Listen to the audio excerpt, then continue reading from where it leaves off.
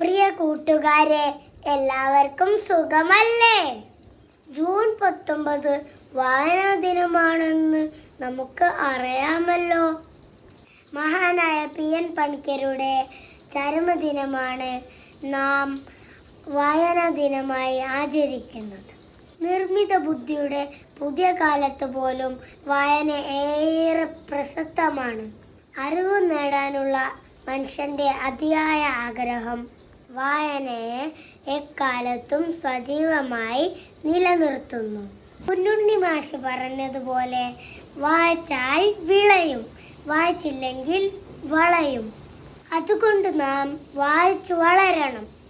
വായിക്കാൻ മടിക്കരുത്, വായന മറക്കരുത്, വായന മരിക്കരുത്. ഒന്നും കൂടി പറഞ്ഞാലോ കൂട്ടുകാരെ? വായിക്കാൻ മടിക്കരുത്, വായന മറക്കരുത്, വായന മരിക്കരുത്.